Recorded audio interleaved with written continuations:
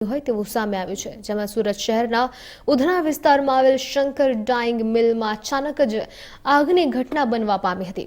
સવારના 6 વાગ્યાના મળસ્કે મિલમાં આગ લાગતા સમગ્ર વિસ્તારમાં અફરાતફરીનો માહોલ સર્જાયો હતો। શંકર ડાઇંગ મિલમાં અચાનક જ આગ લાગી હતી અને આગ લાગી જતા ફાયર વિભાગને આશરે 7 જેટલી ગાડીઓ પણ ઘટના સ્થળે દોડી આવી હતી, ત્યારે તેમને પણ પાણીનો મારો ચલાવીને આગ કાબૂ કરવાનો પ્રયાસ કર્યો હતો। વહેલી સવારે સુરતના ઉધના વિસ્તારમાં આવેલ શંકર ડાઇંગ મિલમાં કોઈ પણ કદાચ કારણોસર અચાનક જ આગ લાગી હતી અને આગ લાગતા આજુબાજુના તમામ રહેવાસી અને કામદારો બહાર નીકળી ગયા હતા।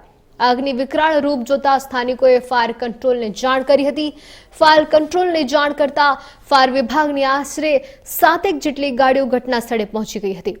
ઘટના સ્થળ પર પહોંચી પાણીનો મારો ચલાવીને આંખ પર જે આગ હતી તેના ઉપર કાબૂ કરવામાં આવ્યો હતો અને ત્યારે હાલ આ આગમાં કોઈ પણ પ્રકારના મોટા પ્રકારની જે જાનહાનિ છે તેની ટળી છે તેવું કહેવામાં આવી રહ્યું છે। કોઈ પ્રકારની હાલ જાનહાનિ થઈ નથી તેવા પણ સમાચાર અત્યાર સુધી સામે આવી રહ્યા છે, પરંતુ આગ બુઝાવવા માટે પહોંચેલા ફાયર ઓફિસર મનોજ શુક્લા ઉપર સિમેન્ટનો પથરો પડી જતા તેમને ઈજા પહોંચી હતી।